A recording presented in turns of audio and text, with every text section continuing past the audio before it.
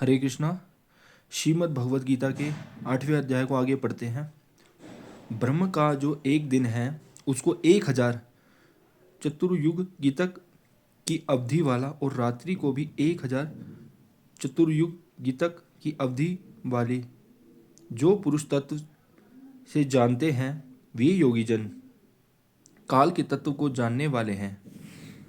ब्रह्म के दिन रात्रि का परिणाम बतलाकर अब उस दिन और रात्रि के आरंभ में बार बार होने वाली समस्त भूतों की उत्पत्ति और प्रलय का वर्णन करते हुए उन सबकी अनित्यता का कथन करते हैं।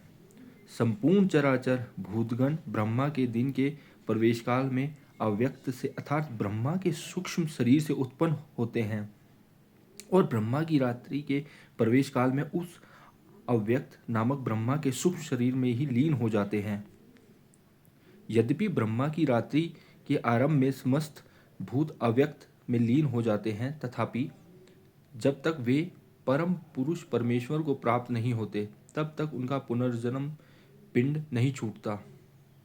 वे आवागमन के चक्कर में घूमते ही रहते हैं। इसी भाव को दिखलाने के लिए भगवान कहते हैं, हे पार्थ, वही यह भूत समुदाय उत्पन्न होकर प्रकृति के वश में हुआ रात्रि के प्रवेश काल में लीन होता है और दिन के प्रवेश काल में फिर उत्पन्न होता है।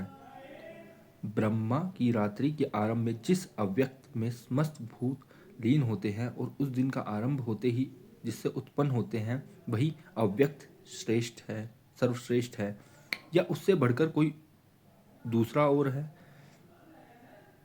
इस जिज्ञासा पर कहते हैं, उस अव्यक्त से भी अति परे दूसरा अर्थात विलक्षण जो सनातन अव्यक्त भाव है वह परम दिव्य पुरुष सब भूतों को नष्ट होने पर भी नष्ट नहीं होता।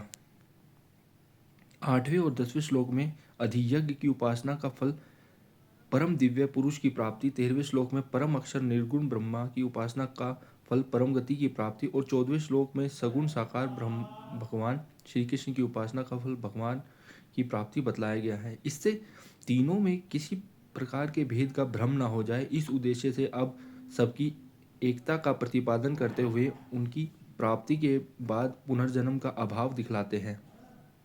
जो अव्यक्त अक्षर इस नाम से कहा गया है उसी अक्षर नामक अव्यक्त भाव को परम गति कहते हैं, तथा जिस सनातन अव्यक्त भाव को प्राप्त होकर मनुष्य वापस नहीं आते वह मेरा परम धाम है।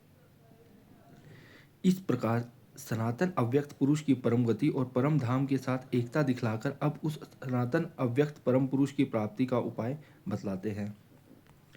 हे पार्थ, जिस परमात्मा के अंतर्गत सर्वभूत है और जिस सच्चिदानंद घन परमात्मा से यह सब जगत परिपूर्ण है वह सनातन अव्यक्त परम पुरुष तो अनन्य भक्ति से ही प्राप्त होने योग्य है।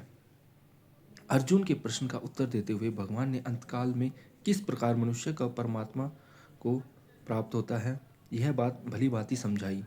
प्रसंग वश यह बात भी कही कि भगवत प्राप्ति ना होने पर ब्रह्मलोक तक पहुंचकर भी जीव आवागमन के चक्कर से नहीं छूटता, परंतु वहाँ यह बात नहीं कही गई कि जो वापस न लौटने वाले स्थान को प्राप्त होते हैं वे किस रास्ते और कैसे जाते हैं, और इसी प्रकार जो वापस लौटने वाले स्थानों को प्राप्त होते हैं वे किस रास्ते से जाते हैं।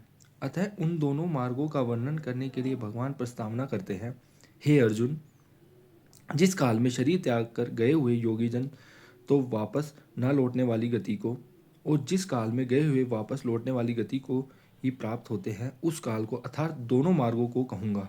हरे कृष्णा।